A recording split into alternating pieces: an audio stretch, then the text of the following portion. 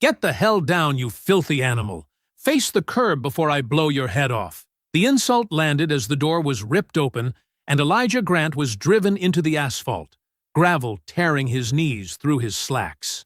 A gun hovered so close it radiated heat, the officer's breath sour with coffee and contempt. "Luxury car! Wrong street!" the sergeant barked. Another parasite who thought he could sneak through here. Elijah laid his hands flat, jaw locked, suit sleeves grinding into dirt as orders stacked. Kneel, beg, don't look up. Blinds cracked open. They kept shouting, convinced he was powerless, never realizing the man kneeling commanded every badge they wore. Before continuing, comment where in the world you are watching from, and make sure to subscribe, because tomorrow's story is one you can't miss. The pre-dawn silence of Maple Ridge Estates stretched across perfect lawns like a blanket. Streetlights cast pale circles on empty sidewalks as Elijah Grant guided his black Mercedes past the identical two-story homes. His tie felt a bit tight, but his hands were steady on the wheel. The dashboard clock read 5:47 a.m. He'd planned this early arrival carefully. Time to settle in, review personnel files, and prepare for his first morning briefing as chief. 20 years of police work had taught him the value of quiet moments before major transitions. The rows of pristine houses blurred past his window. White columns, brick facades, and carefully trimmed hedges.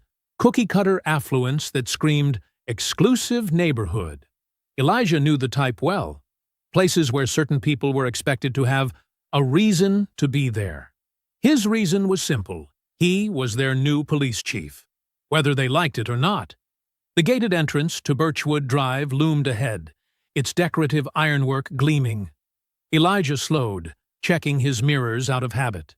That's when he saw them. Patrol lights erupting in his rear view, painting the pre-dawn street in angry reds and blues. His stomach tightened, but his expression didn't change. He signaled and pulled to the curb, positioning his car where the streetlight would illuminate the interior. Both hands moved to the top of the steering wheel, visible and still. Two officers approached aggressively, weapons already drawn. The taller one, Sergeant Brock Harlan, according to his nameplate, took the lead with his gun pointed directly at Elijah's head. Officer Devin Rudd flanked the passenger side, his stance tense and eager. "Hands where I can see them," Harlan bellowed, though Elijah's hands were already perfectly placed on the wheel. "Don't move!" "My hands are visible, officer," Elijah said calmly. "I'm headed to the station." "Shut up!" Harlan cut him off. "We got calls about a suspicious black male in a luxury vehicle casing homes in this neighborhood." Elijah noticed movement in his peripheral vision. A jogger had stopped at the corner, phone raised. Across the street, a woman stepped onto her porch, also recording. Perfect. Witnesses. "I'm not casing anything." Elijah kept his voice level. "I'm actually—" "Exit the vehicle slowly." Harlan's voice dripped with contempt. "Keep those hands up where we can see them." Elijah complied precisely, movements smooth and deliberate. The morning air felt cool on his face as he stepped out. His tailored suit caught the streetlight. Charcoal gray wool, crisp white shirt, blue silk tie. Not exactly typical burglar attire. "Turn around! Face the car!" Harlan grabbed Elijah's shoulder roughly, fingers digging in. "There's no need for—" Elijah started. "I said shut up!" Harlan jerked him forward, slamming him against the Mercedes hard enough to knock the breath from his lungs. "You picked the wrong neighborhood to case, boy." More curtains twitched in nearby windows. More phones appeared, recording. Elijah forced himself to breathe slowly, steadily. He'd been here before. The performance of power, the casual cruelty, the audience of comfortable people watching safely from behind glass. "Step back from the car," Harlan ordered, yanking Elijah's arm. "Toward the grass, now!" Elijah moved as directed, noting details automatically. The way Rudd's gun hand trembled slightly. The growing crowd of onlookers. The specific angle of the porch camera that would have captured everything so far. "Get down on your knees," Harlan commanded, shoving Elijah toward the immaculate lawn. A child's voice carried clearly from across the street. "Mommy, why are they making him beg?" The mother's response was quick and sharp. "Get back inside, now!" Elijah felt the weight of every watching eye.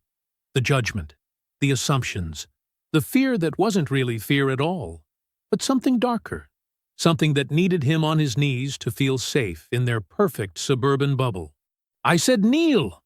Harlan's voice rose, tight with frustration at Elijah's measured compliance. "Now!"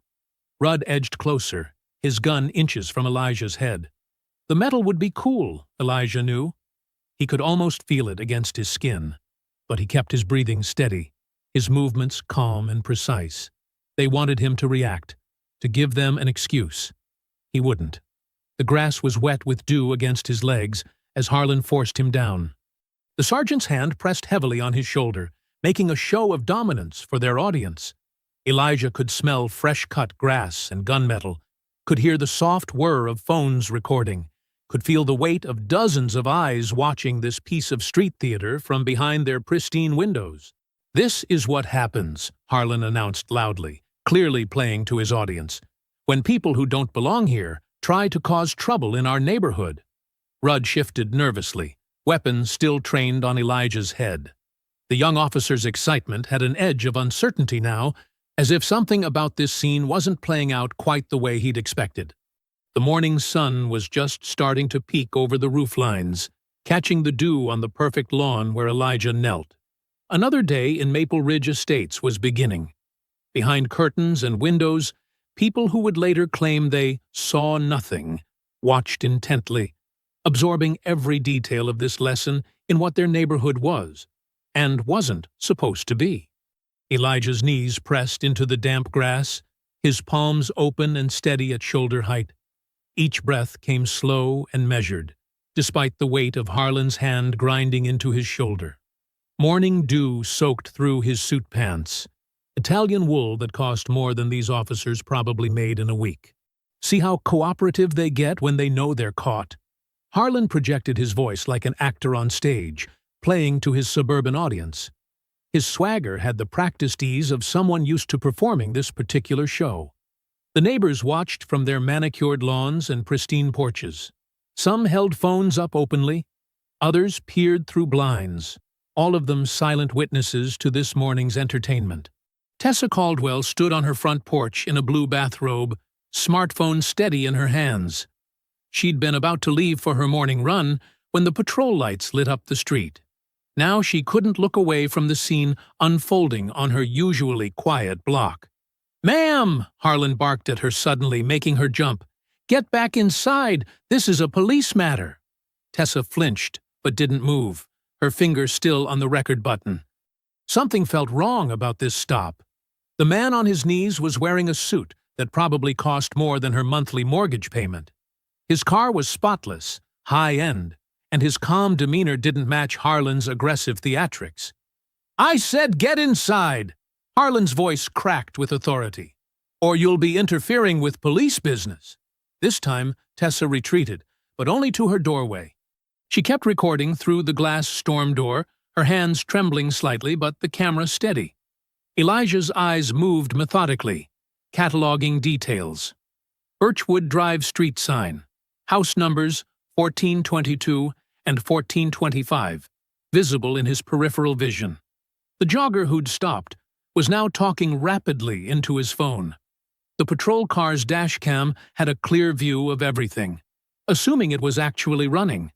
Rudd shifted his weight, gun still aimed at Elijah's head, but his confidence seemed to be wavering. Sweat beaded on his upper lip despite the cool morning air.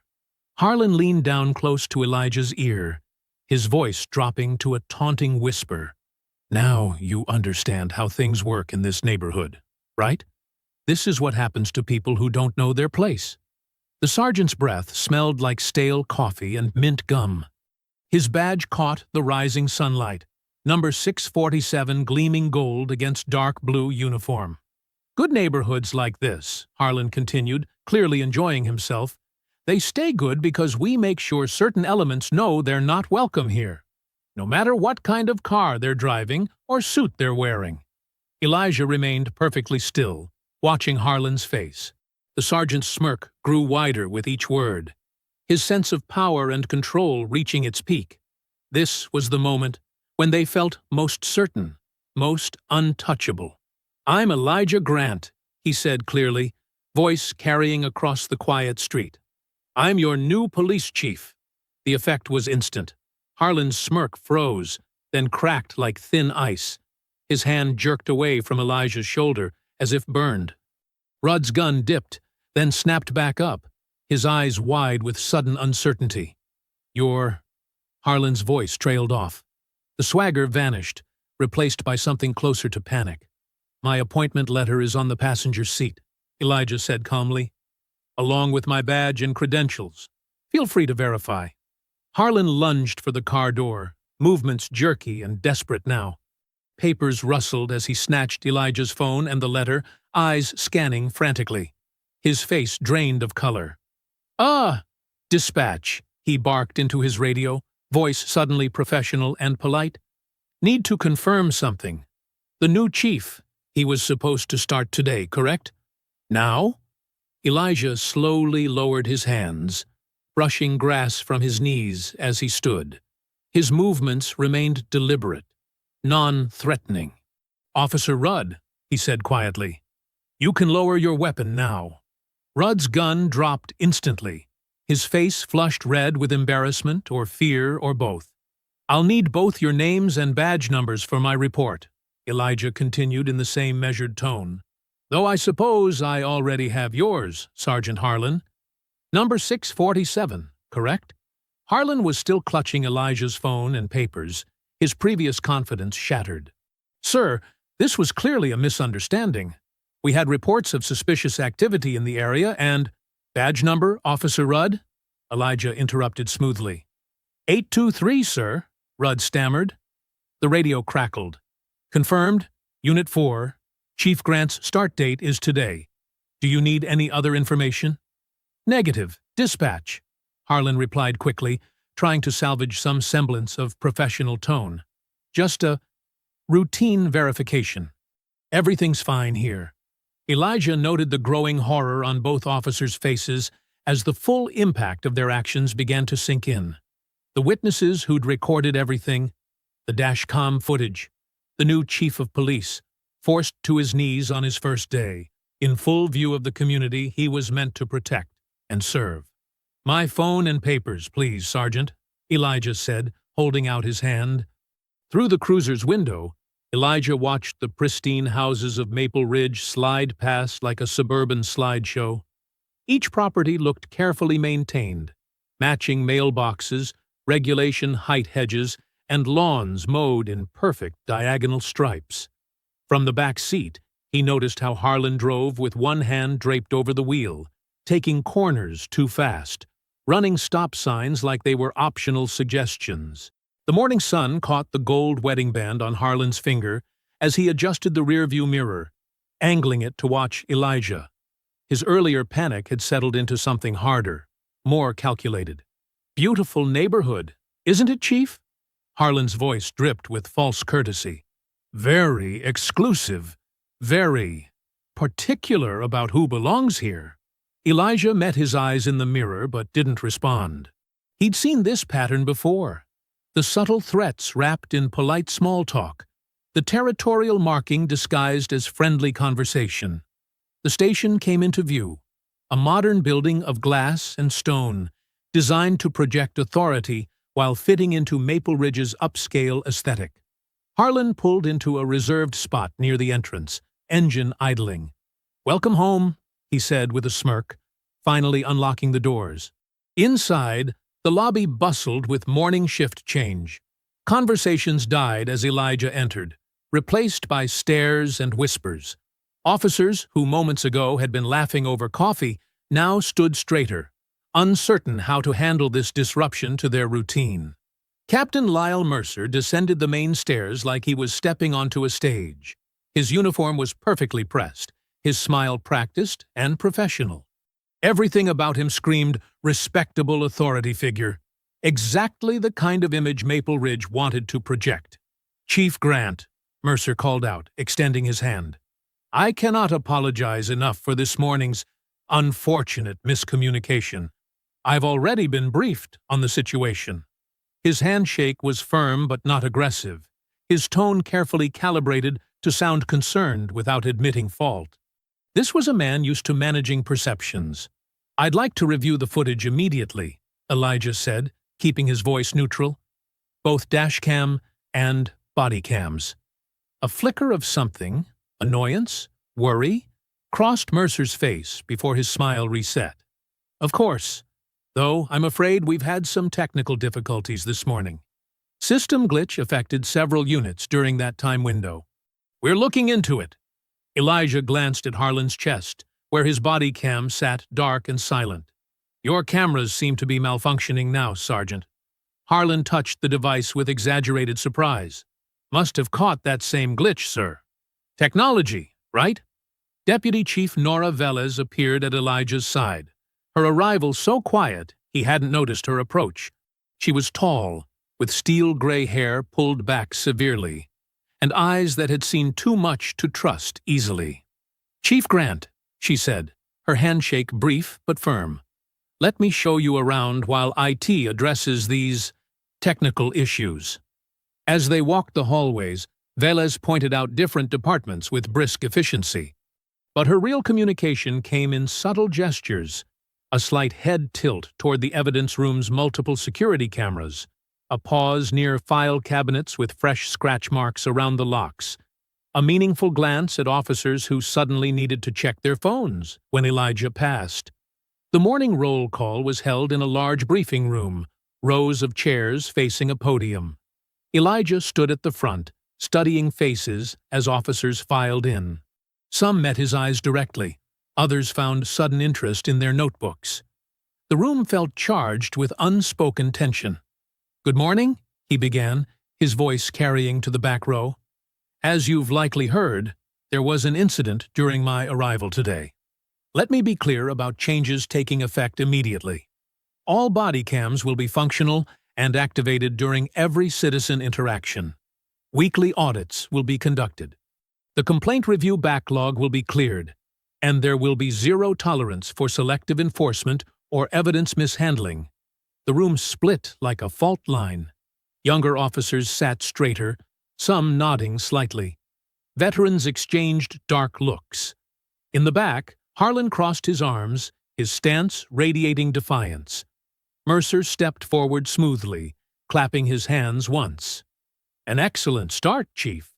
And perfect timing. Mayor Ketter is here for your welcome photos. Nothing says fresh start like a united front, right?" His tone made it clear this wasn't a request. The mayor waited in the hallway, already camera-ready in a power suit and practiced smile. Her handshake was warm, but her eyes were calculating, assessing whether Elijah would be an asset or liability to her carefully managed image. "Just a few shots for the local papers," Mercer said, positioning himself between Elijah and the mayor. "Show everyone that Maple Ridge's finest stand together." Elijah nodded, understanding the game. Every flash of the camera was evidence, every forced smile a record. Public attention could cut both ways. As they walked toward Mercer's office afterward, Deputy Chief Velez brushed past him. Her movement was casual, but Elijah felt paper pressed into his palm. He waited until he was alone to read the carefully folded note. That stop wasn't random. They were told to do it. The sunset painted Maple Ridge's identical houses in shades of orange and purple as Elijah Grant entered his temporary rental home. The house felt hollow, barely furnished with basics from the department's relocation service. He caught his reflection in the entryway mirror while loosening his tie. A dark bruise was spreading across his collarbone where Harlan had grabbed him that morning. A soft knock at the door made him pause. Through the peephole, he saw Deputy Chief Nora Velez standing on his porch, clutching a worn manila folder to her chest. Her eyes scanned the street continuously, like someone used to watching their back. "Sorry to arrive unannounced," she said, when he opened the door. "But some conversation shouldn't happen at the station." Elijah ushered her into his sparse living room. A single lamp cast long shadows across moving boxes, He hadn't unpacked yet. Nora declined his offer of coffee, instead spreading documents across his kitchen counter with efficient movements. "I've been keeping these at home," she explained, her voice low despite them being alone. "Started making copies years ago when files began disappearing. Complaint summaries, informal reports, notes from concerned officers who've since transferred out." Elijah studied the papers, dozens of incident reports, all following a pattern. Traffic stops concentrated around HOA zones, harassment complaints that vanished from official records, witness statements that went nowhere. "Look at the addresses," Nora pointed to a series of locations. "They target specific streets, ones near the fancy developments or country club.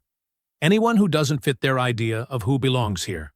She pulled out more papers, these ones showing dropped charges and dismissed cases. "They're smart about it. Make the stop, create fear, then usually drop charges later. But the message is sent.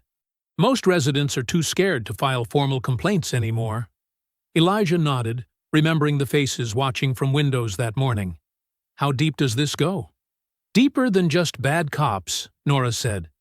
"Town council, HOA boards, business owners, they all benefit from keeping certain people out, making them feel unwelcome." She glanced at his bruise. "Or putting them in their place." Elijah reached for his phone, scrolling to find a number he'd researched before taking the job. Reverend Samuel Boyd had been leading his congregation in Maple Ridge for over 30 years. If anyone knew the community's true pulse, it would be him. As the phone rang, Nora organized the documents into neat piles. "Be careful who you trust, Chief. Even the ones who seem helpful might be reporting back." The Reverend answered on the third ring, his voice deep and steady. "Reverend Boyd speaking."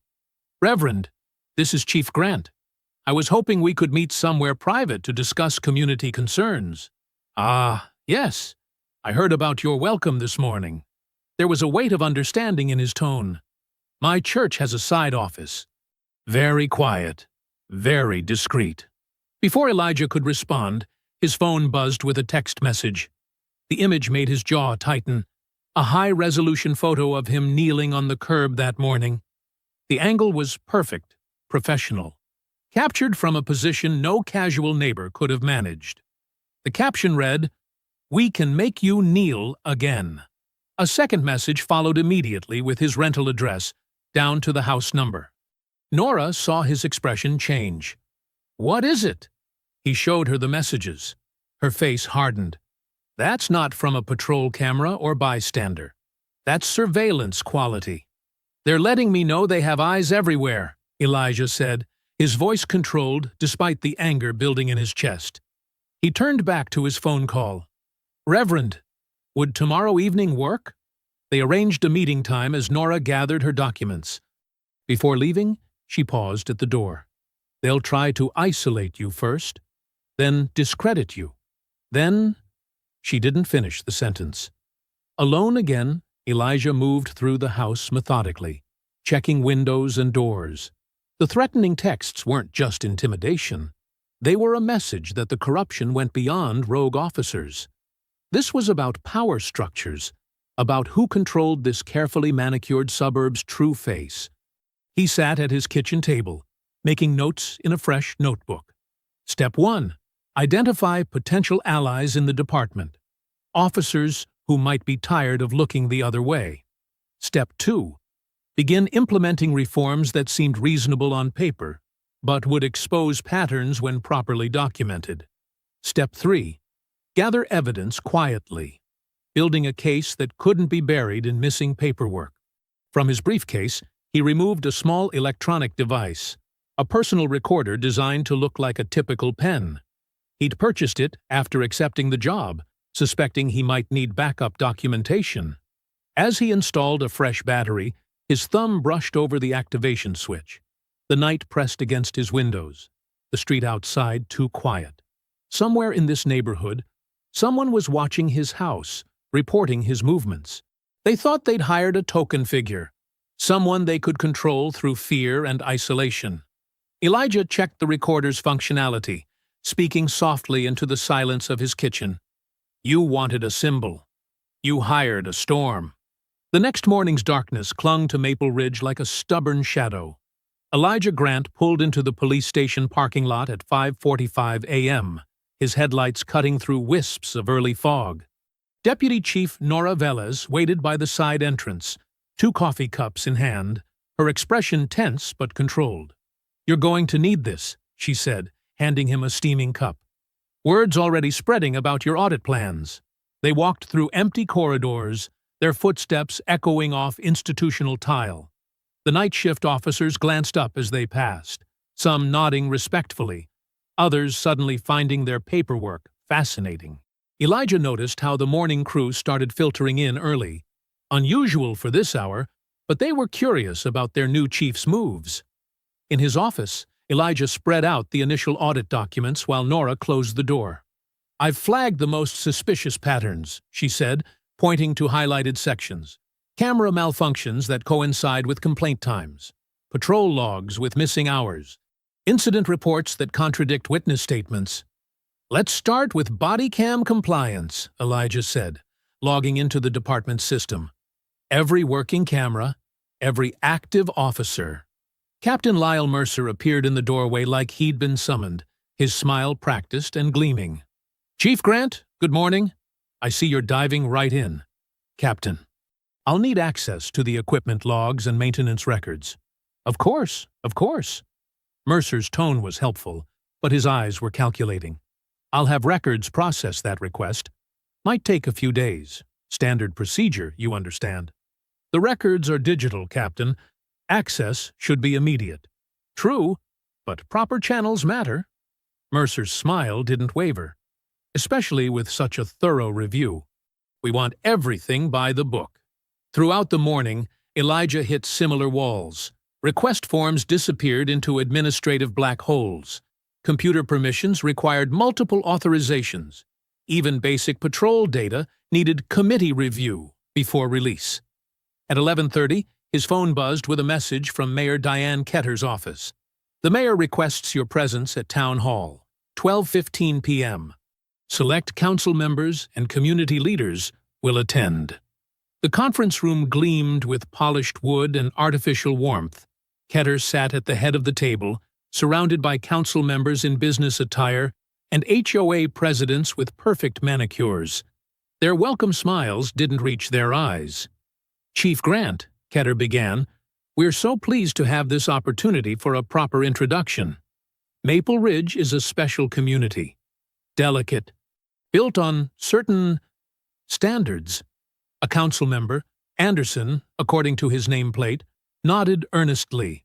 "Property values here reflect careful management, strict zoning, proper enforcement of community guidelines. We've worked hard to maintain order," another added, a woman wearing an HOA president badge. "Our residents expect a certain level of protection."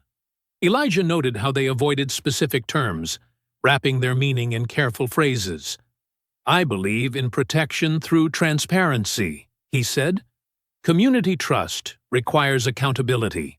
The room temperature seemed to drop 10 degrees. Smiles tightened around the edges. "Chief," Mayor Ketter leaned forward, her voice honey-coated steel. "We selected you for your experience, your unique perspective. But rapid changes could create unnecessary tension. Unrest." "Unrest," Elijah repeated carefully.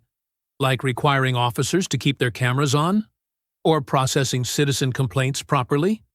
Now, Anderson cut in. "Let's not get adversarial. We're all on the same side here." "Are we?" Elijah met each gaze around the table. "Because I'm on the side of equal protection under law. No exceptions, no special treatment, no buried reports." Ketter's smile became brittle. "Perhaps you misunderstand Maple Ridge's needs. We have a delicate balance here, a carefully maintained peace." "Peace isn't the same as justice, Mayor." The meeting ended shortly after. Pleasantries stretched thin over obvious warnings. As Elijah walked out, Captain Mercer fell into step beside him. "That could have gone smoother," Mercer said quietly. "The council has emergency review powers over department leadership. They can vote on your position if they feel you're moving too aggressively. The threat was clear. They'd hired Elijah as a symbol, a diversity checkbox to deflect criticism. Actually exercising authority wasn't part of the deal. The autumn afternoon had turned gray and cool by the time Elijah left town hall. He walked toward his car, mind already planning countermoves, when he noticed something wrong with the vehicle's profile. All four tires lay flat against the pavement, clean knife cuts visible in the sidewalls. Professional work, not random vandalism. A patrol car cruised past, rolling slowly enough for Elijah to see Harlan behind the wheel. The sergeant's face showed nothing as he watched Elijah standing beside his disabled vehicle, but his message was clear. Consequences had begun. Under the harsh glow of the street lamp, Elijah studied the clean, professional cuts in his tires. No random slashes or anger marks. This was calculated intimidation. He pulled out his phone and dialed for a tow truck, documenting the damage with photos from multiple angles. Nora's sedan pulled up 15 minutes later, her headlights cutting through the growing darkness. "They're not even trying to hide it anymore," she said, as Elijah got in. "Good," Elijah replied. "The more obvious they are, the easier to prove patterns." Back at the station, Elijah strode straight to his office, Nora following close behind. He pulled up the department's personnel directory on his computer and clicked through to the tech division. "We need Jasper Hale," he said. "Young officer, works in IT. Clean record, no connections to Harlan's circle." Nora nodded. "Smart choice. He's been here less than a year. Not enough time to be corrupted." 20 minutes later, Jasper entered the office, looking nervous but determined. He was barely in his mid-20s, with quick eyes and restless hands that spoke of too many energy drinks. "Officer Hale," Elijah said, "I need a complete digital audit. Every traffic stop for the past 3 years. Cross-reference with civilian complaints, focusing on HOA zones and delivery routes." "Sir," Jasper glanced at the door, then lowered his voice. "Some of those records might be altered." "I know. That's why I need original server logs, backup drives, anything that might still have unmodified data." While Jasper got to work, Nora led Elijah down to the basement. She unlocked a heavy door marked Archives and flipped on flickering fluorescent lights. The room smelled of old paper and dust. "They didn't manage to destroy everything," she said, moving to a back corner. "Some officers, good ones who left or were pushed out, they made copies, kept records just in case someone finally wanted the truth. They spent the next 2 hours sorting through files. The pattern emerged like a dark photograph developing. Black delivery drivers stopped repeatedly near HOA zones, contractors pulled over leaving job sites, visiting relatives questioned for suspicious behavior. Citations issued, then mysteriously dropped after victims were sufficiently scared. Body cam footage missing during key incidents, always involving the same group of officers centered around Harlan. "Look at this," Nora said, holding up a complaint form. "Delivery driver for Maxwell Foods. Stopped 3 times in 1 week by Harlan's team. 4th time, they found drugs in his truck. He lost his job, his license, then all charges vanished once he left town." "We need to talk to these people," Elijah said. "Get statements, build cases." Nora shook her head. "They're terrified, Elijah. The retaliation is too clever. Someone files a complaint, suddenly they're drowning in code violations. Their kids get pulled over every day. Anonymous calls to their employers about concerns. The HOAs find violations that didn't exist before. It's death by 1,000 cuts." Elijah pulled out his phone and dialed Reverend Samuel Boyd's number. The pastor answered on the 2nd ring. "Reverend, I need your help. Can we meet tomorrow morning at the church? People trust you, feel safe there. We need witnesses to start talking." "Of course," Boyd replied, his voice steady and sure. "Early, before services. 7 a.m.? We'll be there." As they climbed back upstairs, Captain Mercer's voice echoed from the break room, addressing a group of officers. "Important to maintain department unity in these challenging times. Some might mistake necessary changes for hostility toward law enforcement. Elijah paused to listen, jaw tightening. Mercer was already spinning the narrative, painting accountability as an attack on police. In his office, Jasper had filled 2 screens with data columns. "Chief, I found something." When they purged complaints, they forgot about automatic backup logs. "I can reconstruct most of the deleted records." "How long?" "A few days, maybe a week. I'll have to write some custom scripts." "Do it, but back up everything off-site first."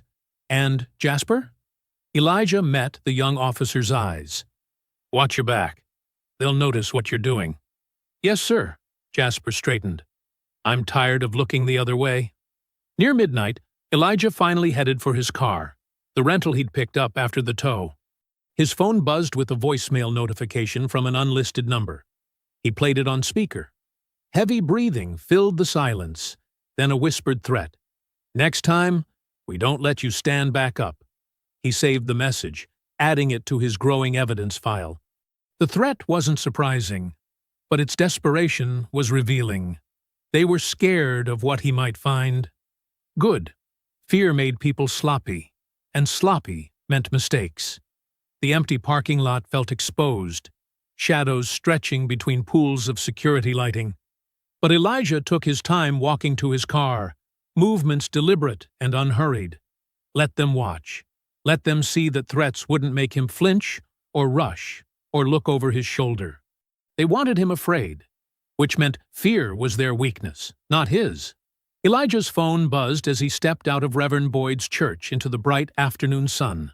The morning meeting had been tense but productive. Residents sharing stories in whispers, decades of fear finally finding voice. When he saw AJ's name on the screen, his nephew's shaky tone sent him moving before the words fully registered. "Uncle Elijah, these cops, they got me against their car. I didn't do anything, I swear."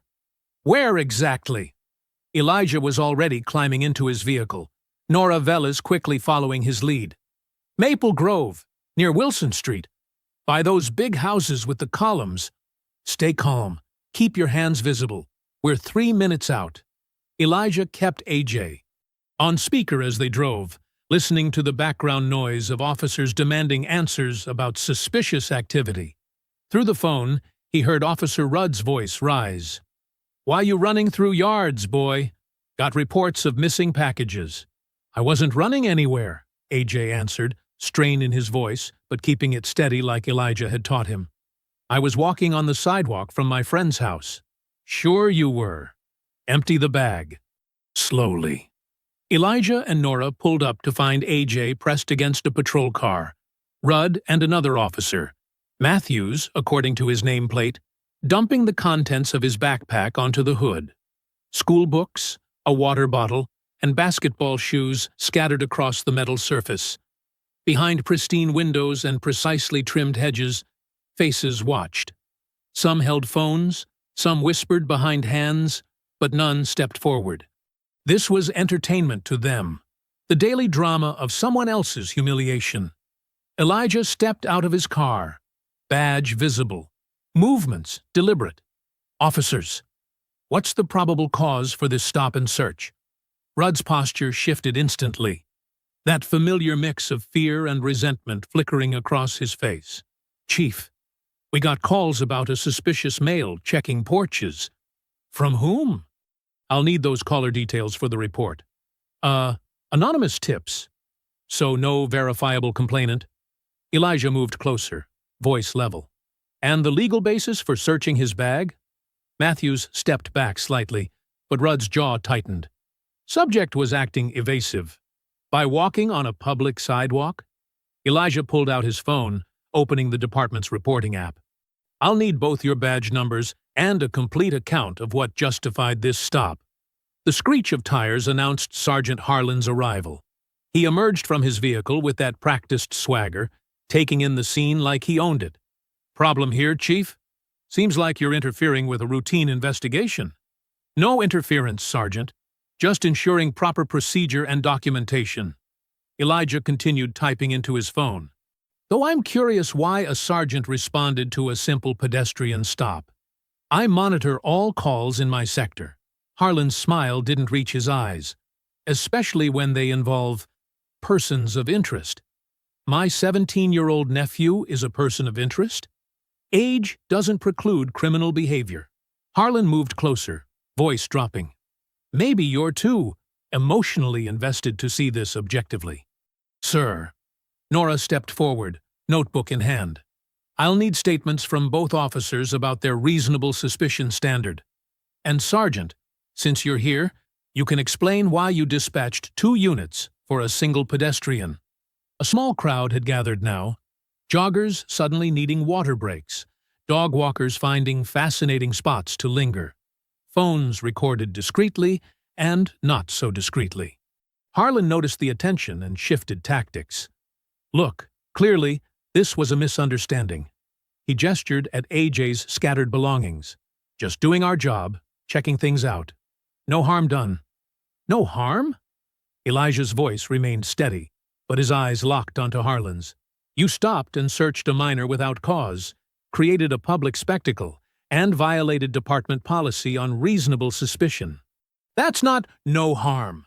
That's a documented incident requiring review. Rudd started shoving AJ's belongings back into the backpack. Suddenly clumsy. Matthews found somewhere else to look. Harlan's smile turned brittle. You're free to go, Harlan told AJ, making it sound like a threat. Consider this a warning about staying where you belong. Oh, he belongs right here, Elijah said quietly. And this stop will be fully investigated, not buried.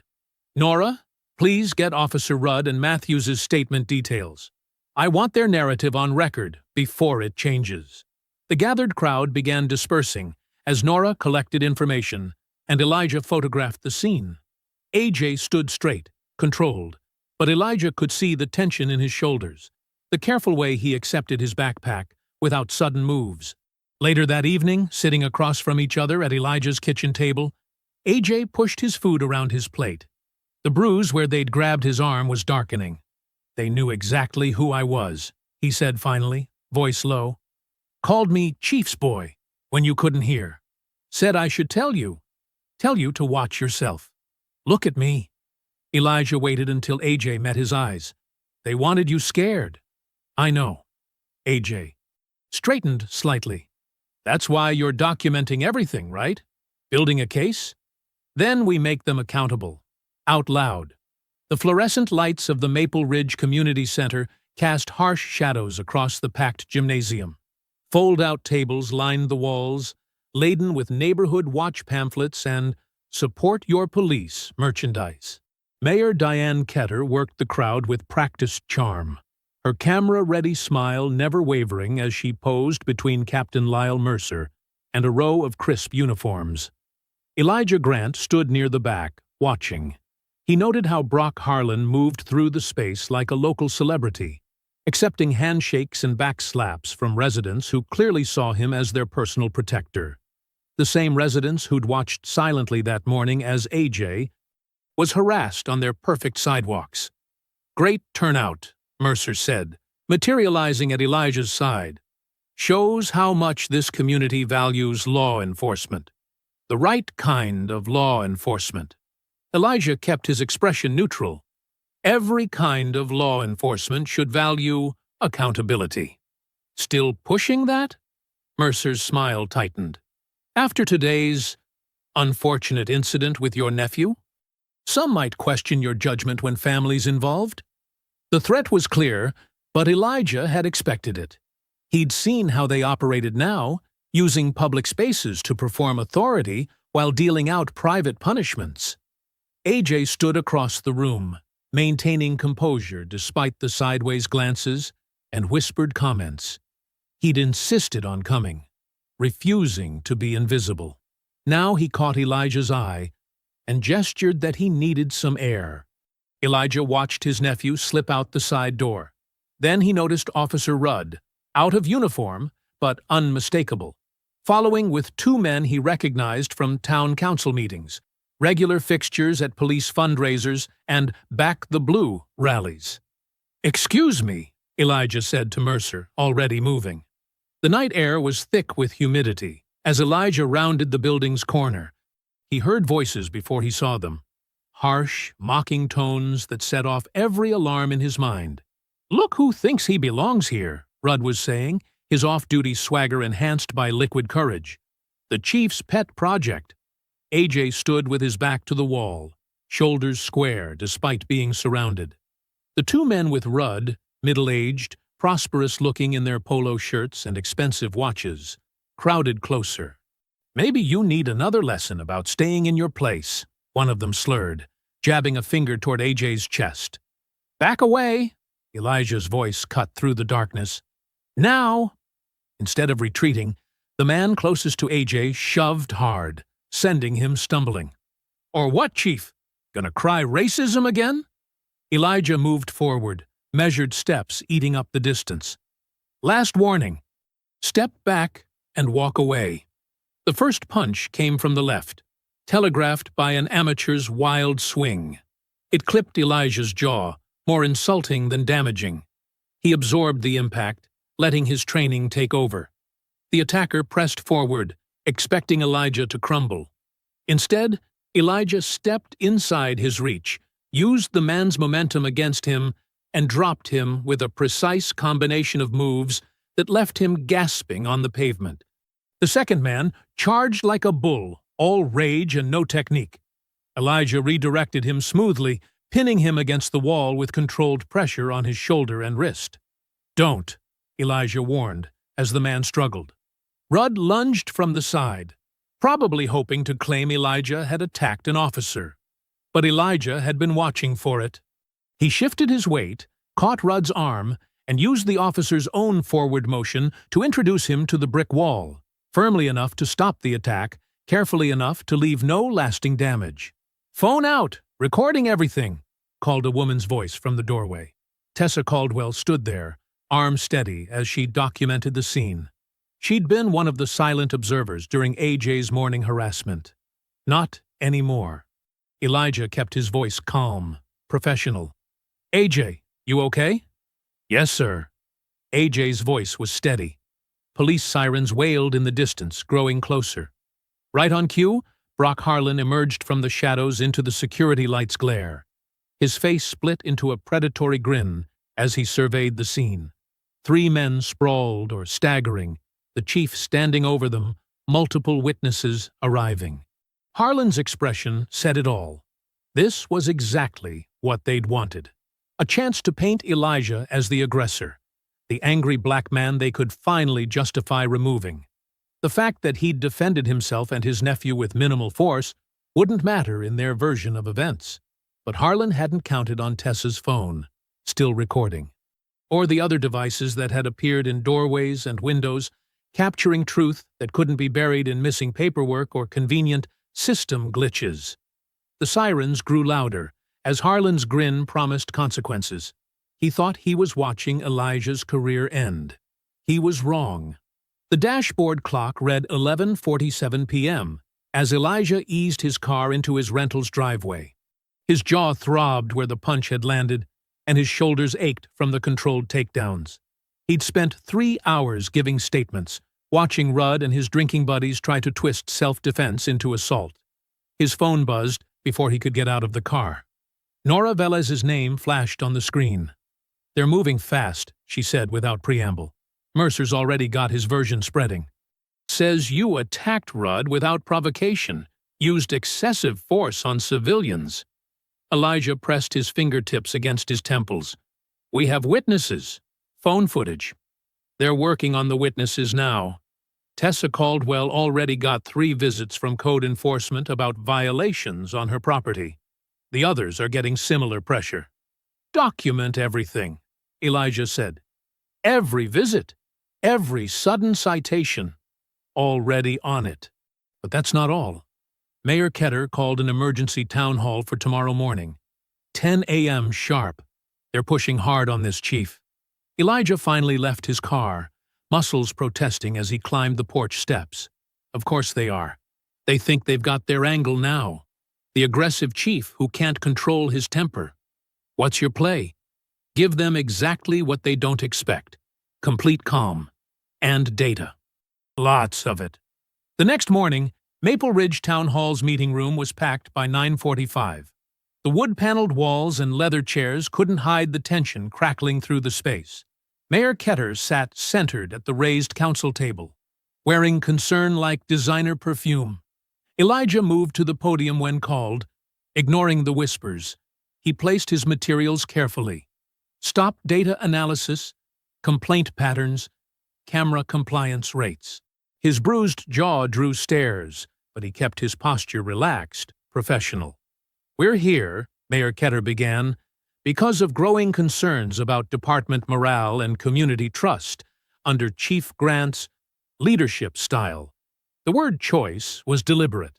Leadership style, not assault allegations. They were playing a longer game. Elijah looked directly at the crowd. "I'd like to present some findings from my initial department review. This isn't really the forum for—" Ketter started. "Actually, it's exactly the forum." Elijah's voice carried without raising.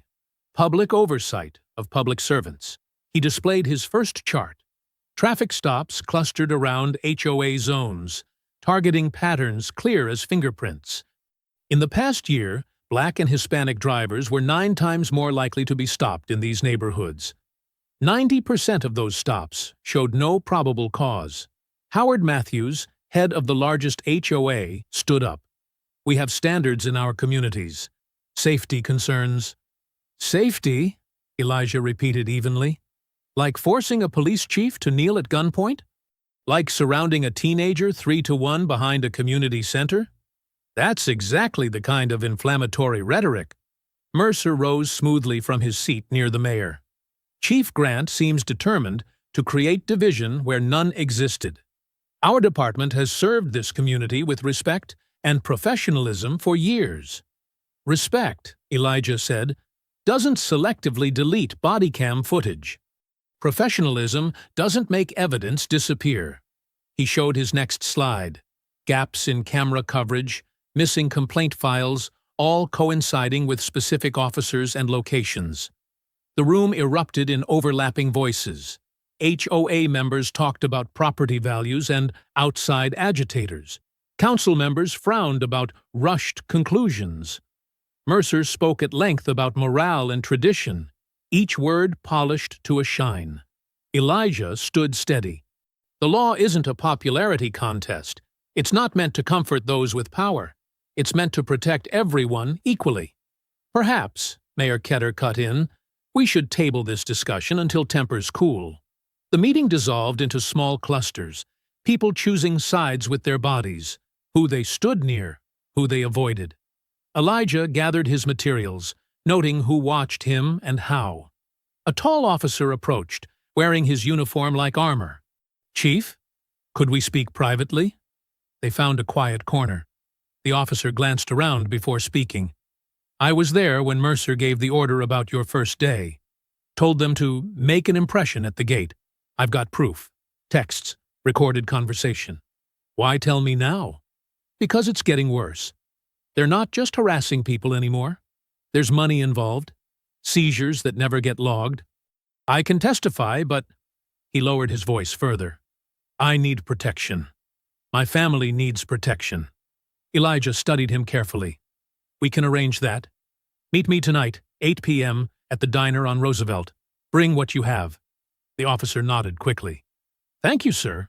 Really." As Elijah walked toward the parking lot, movement caught his eye. The would-be whistleblower stood near a column, watching Captain Mercer load papers into his car.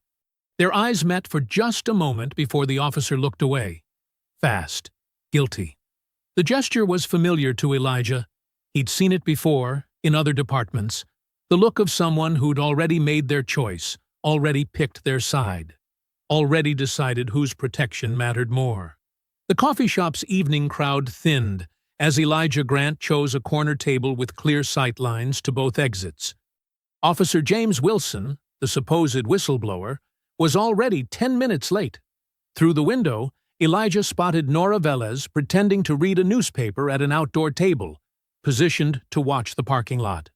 Wilson finally pushed through the door at 8:12 p.m., still in uniform, scanning the room like someone expecting trouble. He carried a thin manila envelope that looked deliberately weathered. "Sorry I'm late, Chief," Wilson said, sliding into the seat. Had to shake any tails. He kept his voice low, playing the part of the nervous informant perfectly. "Understandable," Elijah replied, noting how Wilson's eyes darted to the entrance each time the bell chimed. "You mentioned having evidence about Captain Mercer."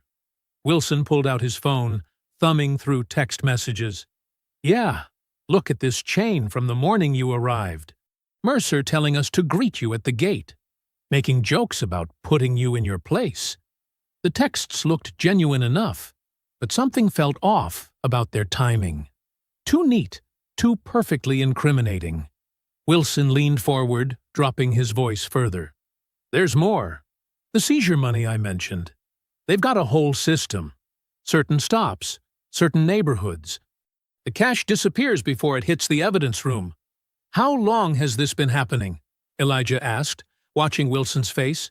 "Months, maybe years. But listen." Wilson glanced around again.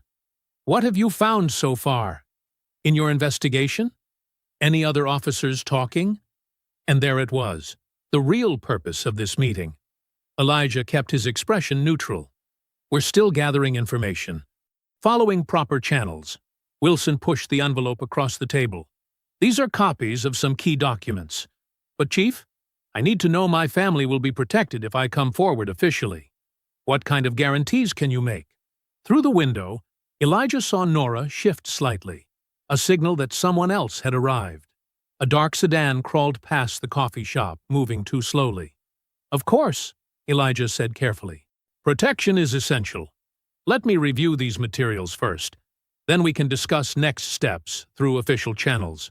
Wilson's hand tightened on the envelope. "But you'll need my testimony to make sense of them.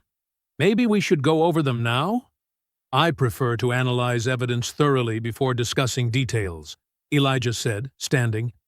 "Thank you for bringing this forward, Officer Wilson. We'll be in touch through proper department channels." Wilson's smile flickered. "Right. Of course." He released the envelope reluctantly. "Just be careful who you trust with this, Chief." Elijah waited until Wilson left, then watched through the window as the dark sedan pulled away 1 minute later. He texted Nora, "Follow the car." Back at the station, Elijah moved fast. He called Jasper Hale to his office, speaking in low tones while running the water in his private bathroom. An old trick to defeat listening devices. "I need everything backed up off-site," he told Jasper.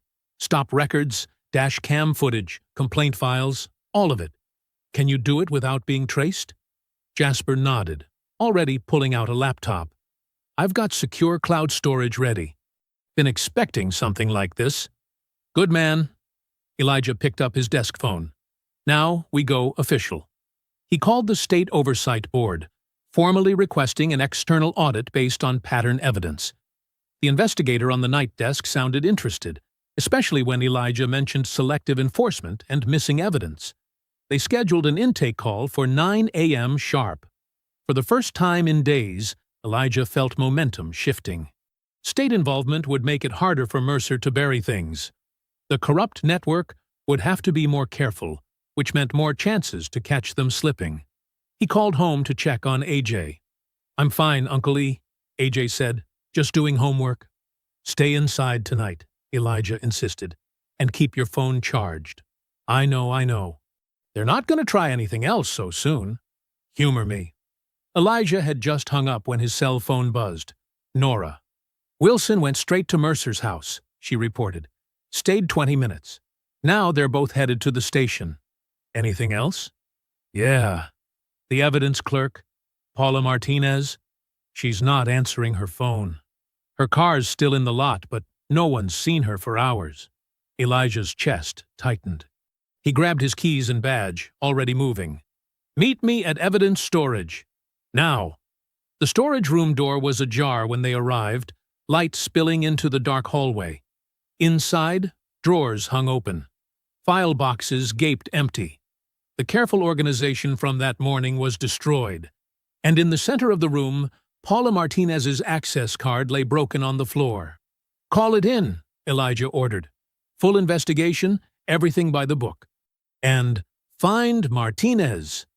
They found her an hour later, locked in a supply closet 2 floors up, shaken but unhurt. She described 2 masked men who had forced her to unlock the evidence room, then trapped her upstairs. Near midnight, exhausted, Elijah returned to his office. A single piece of paper waited on his desk. His own complaint form from the kneeling stop, stamped in red ink that still looked wet. Unfounded. He picked it up carefully, hearing Nora's footsteps in the doorway behind him. Martinez is giving her statement now, she said quietly. But the files are gone. All of them. Not all, Elijah replied, still staring at the red stamp. They left us this one, which means they're getting sloppy. The red ink on the unfounded stamp hadn't dried completely, smearing slightly under Elijah's thumb. Past midnight, the station felt hollow, each footstep echoing through empty corridors. The sound of running made him look up. Nora Velez burst through his office door, her face tight with urgency. "The access logs," she said, slightly out of breath. "Someone altered them." They erased 2 hours of entries between 8 p.m. and 10 p.m., replaced them with routine patrols.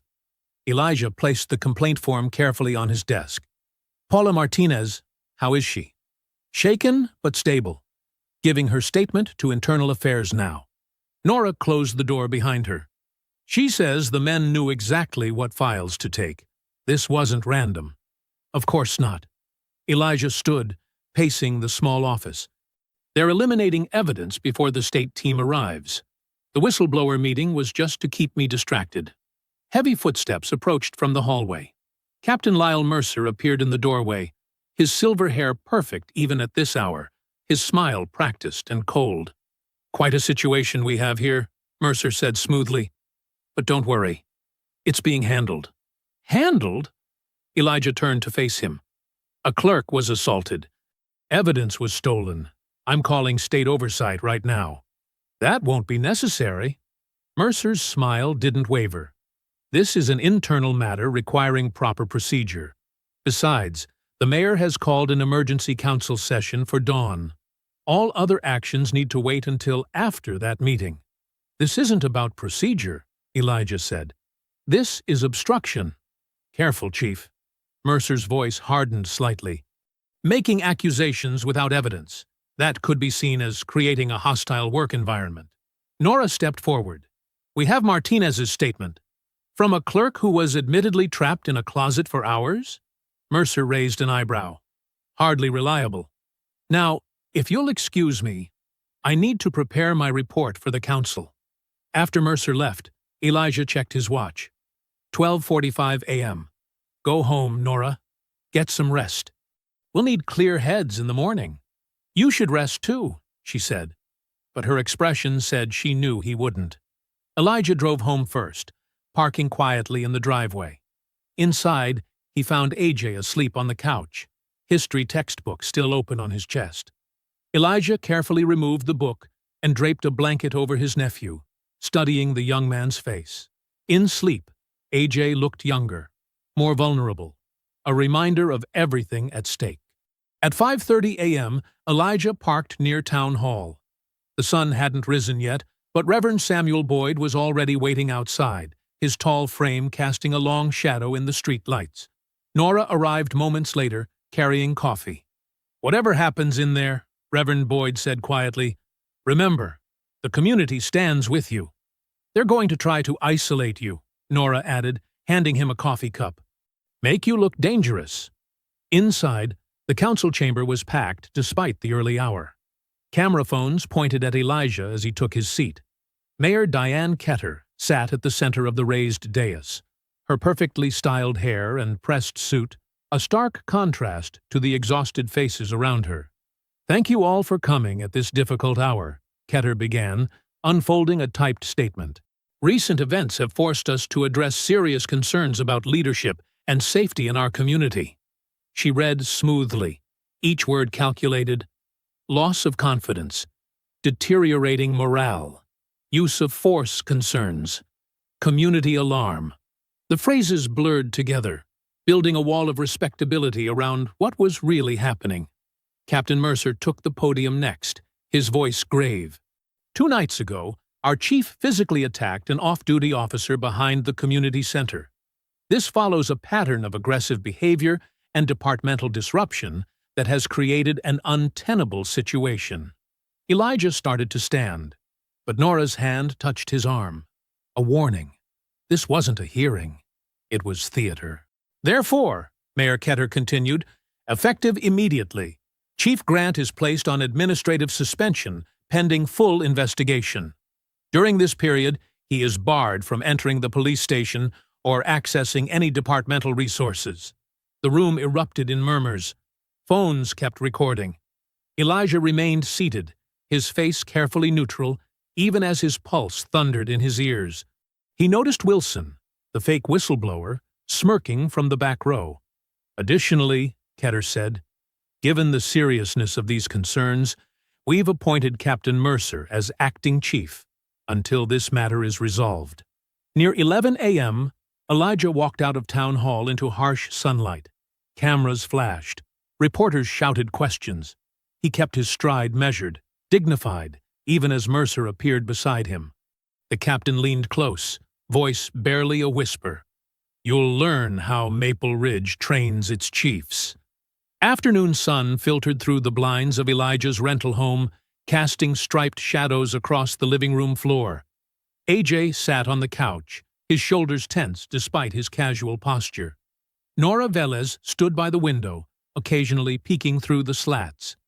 Another pass, she muttered, as a patrol car crept by, moving slower than necessary. Third time in an hour. Elijah watched his nephew pretend to focus on his phone. AJ's fingers tapped restlessly on the screen, his jaw tight. You sure you're okay? Elijah asked. I'm fine, Uncle E. AJ forced a smile that didn't reach his eyes. Really? Just homework stress? But Elijah saw the truth in how AJ's gaze kept drifting to the window, in the way he flinched slightly at every passing car. The morning's council meeting had shaken more than just Elijah's position. It had threatened the fragile sense of safety they'd been building. Mercer's already working the internal channels, Nora said, moving away from the window. He's calling mandatory briefings, probably spinning the narrative. Anyone who might back your version of events will be isolated, pressured. What about Paula Martinez? Elijah asked. The evidence clerk? Suddenly on administrative leave for a paperwork discrepancy from last month. Nora's voice was bitter. Convenient timing. Elijah pulled out his personal phone, not the department-issued one they could monitor, and dialed the state oversight number. After several transfers and holds, he finally reached investigator Sarah Ramirez. We can meet tomorrow at 9 a.m., Ramirez said. Neutral location, the state office building downtown. Bring any documentation you have. I'll be there, Elijah confirmed, writing down the details. By late afternoon, the kitchen was empty except for some crackers and juice. AJ needed real food, and they couldn't hide in the house forever. Quick grocery run, Elijah announced. We'll stay in public spaces, minimize risk. The nearest supermarket was 10 minutes away. They took Elijah's car, with AJ riding shotgun. The store's fluorescent lights and normal activity felt almost surreal after the tension of the day. They filled their cart with basics, bread, milk, pasta, vegetables. AJ started to relax slightly, even joked about Elijah's healthy food choices. The sun was setting as they loaded groceries into the trunk. AJ pushed the cart back while Elijah started the car. Everything felt manageable for a moment. Then red and blue lights exploded in the rearview mirror. Elijah's hands tightened on the wheel as he pulled over carefully. AJ returned and slipped into the passenger seat just as Sergeant Brock Harlan approached, flashlight beams sweeping aggressively across their faces. "License and registration," Harlan demanded, his tone dripping with false authority. "Your brake light's out." Elijah knew his lights were fine. He'd checked them that morning out of habit. He handed over his documents without comment, keeping his movements slow and visible. Harlan studied the paperwork longer than necessary. Then his flashlight beam settled on AJ. A slow, cruel smile spread across his face.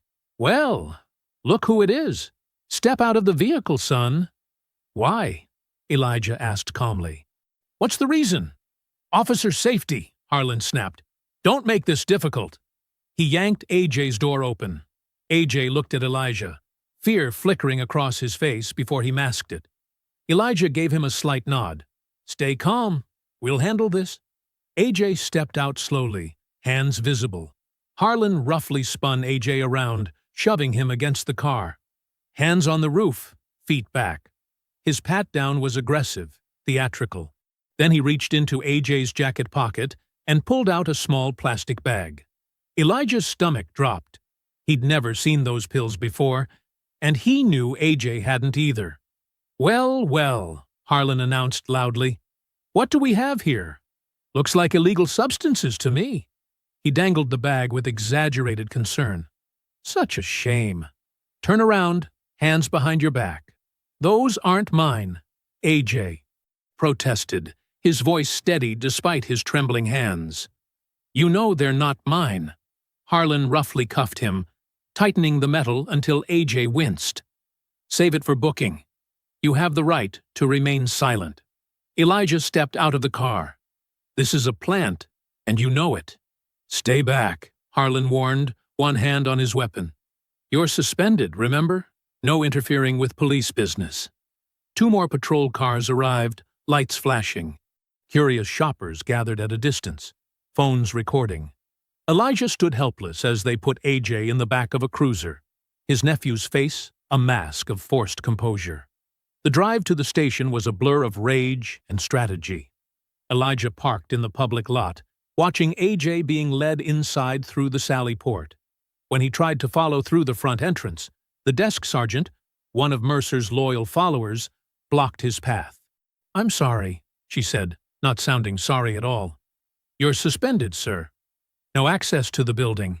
Through the glass doors, Elijah caught a glimpse of AJ being escorted down the hallway, his head held high despite the handcuffs.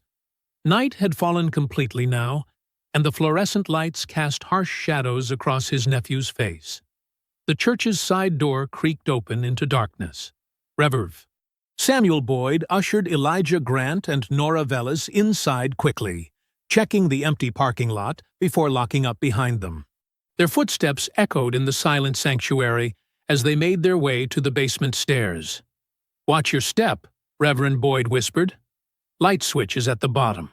Fluorescent lights flickered to life, revealing a large meeting room with folding chairs and cork bulletin boards. Coffee makers lined one wall, and a projector screen hung at the front. The space felt safe, separate from Maple Ridge's manicured threats. Elijah's shoulders sagged with exhaustion as he sank into a chair. His phone showed another rejected call to the station. Still no contact with AJ. Nora paced the linoleum floor, her face tight with controlled anger. Others are coming, Reverend Boyd said, checking his watch. Trusted people only. They'll use the back entrance. Within 20 minutes, a small group gathered. Tessa Caldwell arrived first, clutching her phone like a lifeline. She'd been recording more than just porches lately. Her camera roll held truth the department couldn't erase. 2 elderly deacons followed, then a retired teacher who'd filed complaints about racial profiling last year. They sat in a loose circle, voices low but determined. They're using AJ to break you, Nora said bluntly, stopping her pacing. The timing's too perfect. Right after your suspension, when you can't access the building or intervene officially. Elijah nodded. Plant drugs, create a record, damage both our credibilities at once. They think if they hurt him enough, I'll either quit or lose control. Those pills weren't his, Tessa interjected. Everyone who knows AJ knows that's impossible. He tutors my daughter in calculus, for heaven's sake. Evidence doesn't matter if they control the narrative, Reverend Boyd said. They've had years to perfect this playbook. A soft knock interrupted them. Jasper Hale slipped in, carrying a laptop and external drive. The young IT officer looked nervous, but resolute as he set up at a folding table. I've been tracking patterns, he said, fingers flying over the keyboard. Every time Harlan's unit makes a controversial stop, there's a body cam malfunction. The gaps aren't random. He pulled up a calendar view dotted with red markers. See? Clusters around complaint dates. Nora moved to a corner and returned with her purse. She withdrew a thick manila envelope, sealed with evidence tape. I started making copies 3 years ago, she said quietly, after they buried the Thompson family's complaint.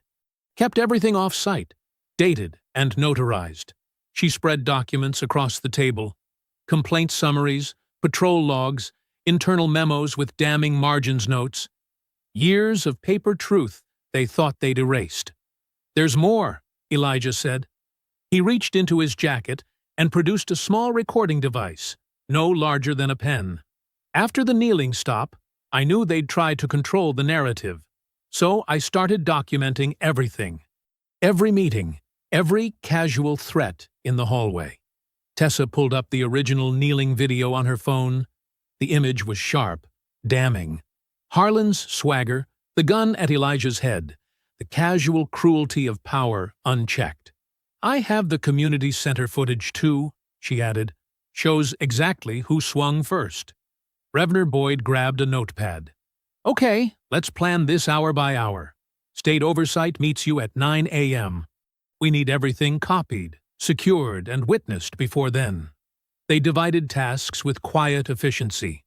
Jasper would transfer digital files through secure channels. Nora would organize her documents chronologically. Tessa would prepare statement about both videos. The deacons offered to gather more witnesses. Carefully, through trusted networks only. We need a chain of custody they can't challenge, Elijah said. Every copy, every transfer documented and time-stamped. His phone lit up with AJ's mugshot, already posted to the department's booking page. They'd rushed it online, wanting maximum exposure. In the photo, AJ stared straight ahead, his young face set in a mask of dignity under harsh booking lights. The sight hit Elijah like a physical blow.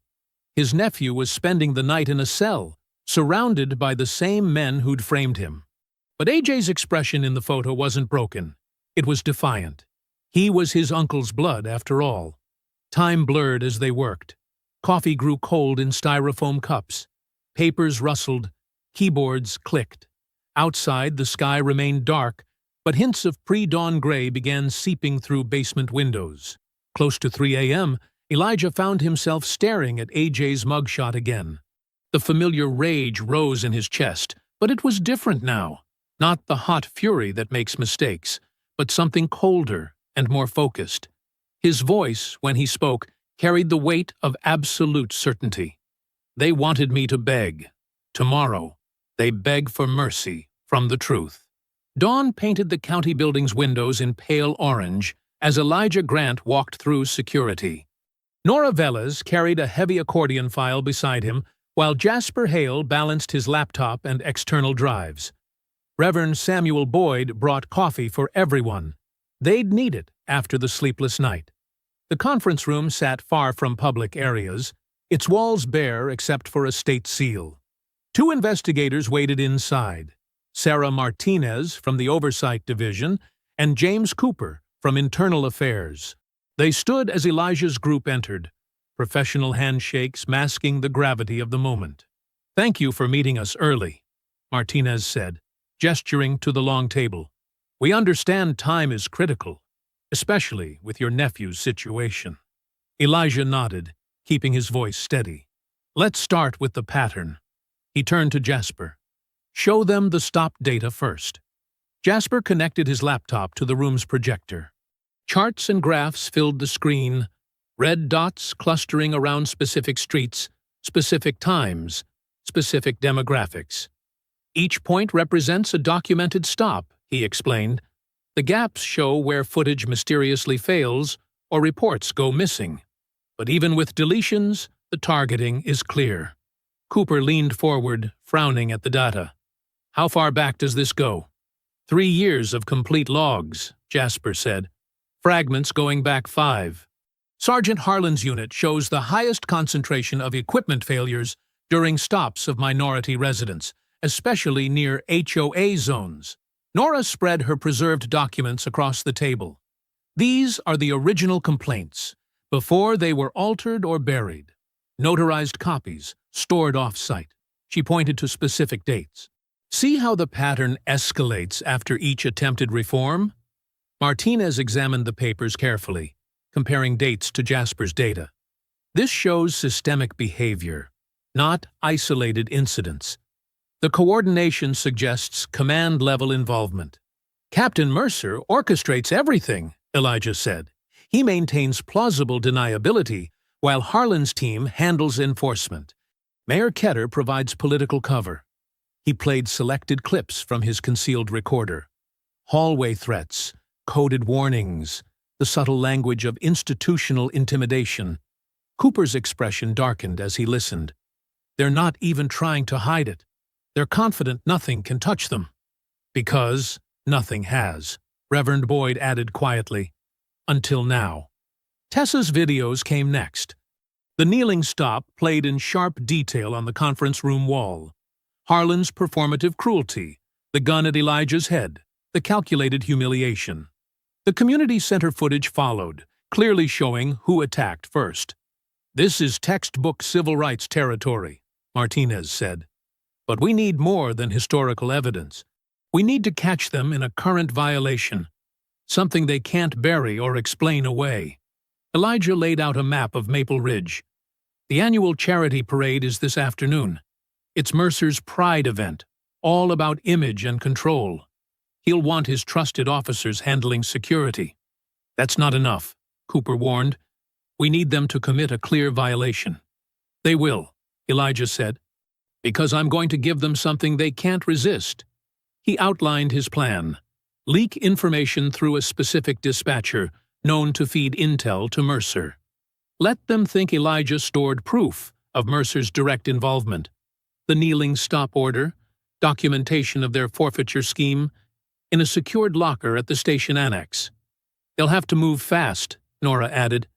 With state oversight involved, they know their window is closing. Martinez nodded slowly. We can have surveillance in place.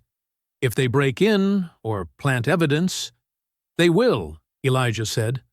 Mercer's too careful to do it himself, but Harlan and Rudd are predictable. They'll try to finish me before the parade, make it public, make it hurt. I'll coordinate with the federal civil rights team, Cooper said. They can be nearby, ready to move. He paused. What about your nephew? I filed emergency motions at dawn, Elijah replied, demanding immediate lab testing on those pills, challenging chain of custody, requesting expedited bail review. The more pressure we apply, the more likely they'll make mistakes. They spent the next hour coordinating details, surveillance positions, communication protocols, evidence handling procedures.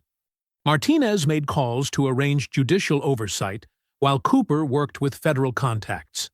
Jasper backed up everything to secure servers.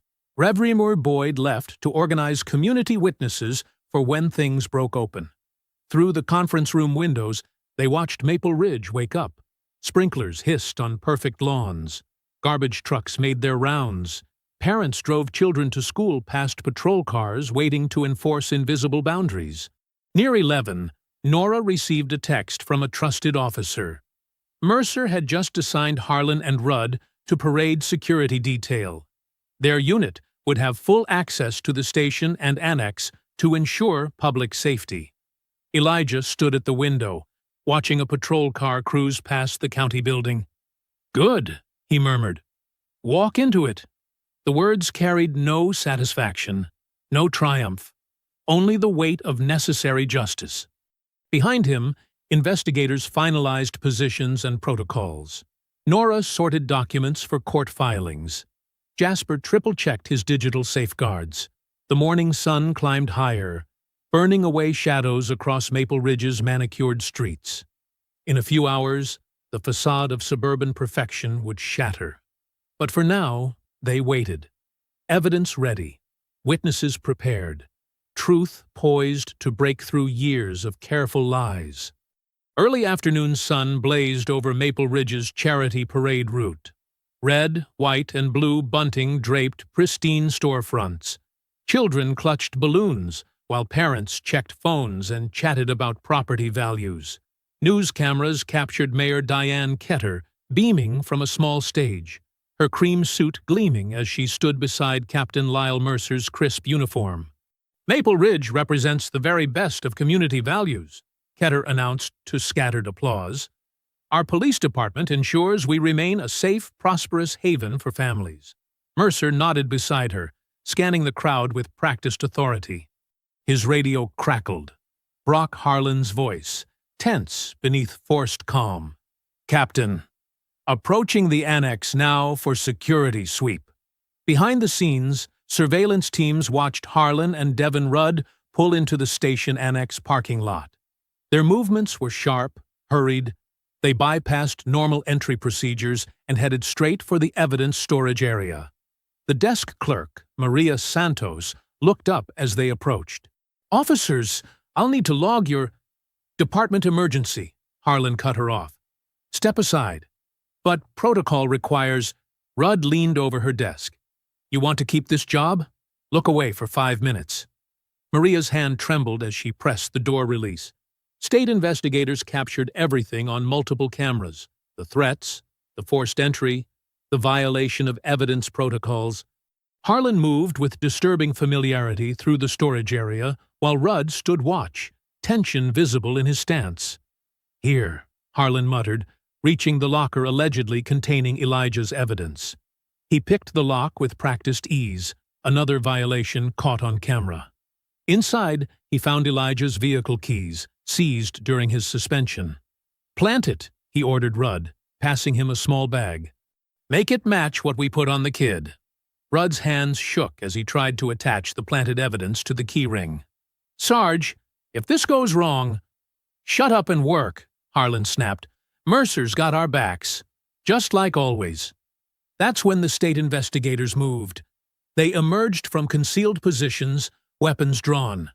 "Police! Hands where we can see them!" Harlan's face twisted with rage as he reached for his belt. An investigator's voice cut through. "Don't make this worse, Sergeant.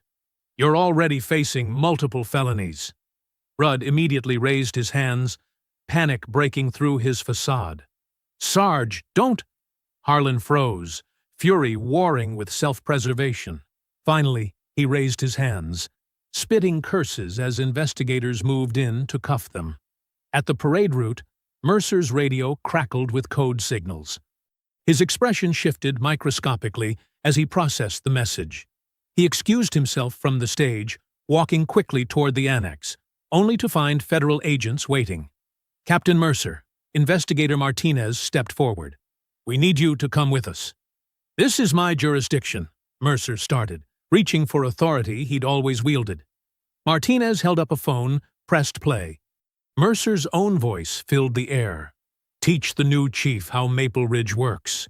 Put him on his knees where everyone can see. Then we clean up the narrative, just like always." Color drained from Mercer's face as the recording continued, laying bare weeks of orchestrated harassment and cover-ups. More agents appeared, forming a subtle barrier between Mercer and escape. Neighbors began noticing, phones rising to record.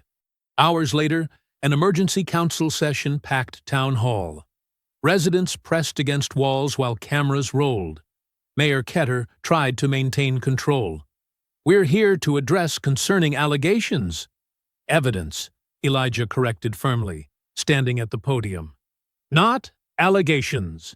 The room watched in stunned silence as surveillance footage played on the wall. Harlan and Rudd's break in. Mercer's recorded orders. Stop data showing years of targeted harassment. Complaint files that vanished when victims sought justice. Tessa Caldwell stood to testify about recording the kneeling stop. Other witnesses followed. The jogger, Maria Santos. Community members describing years of fear.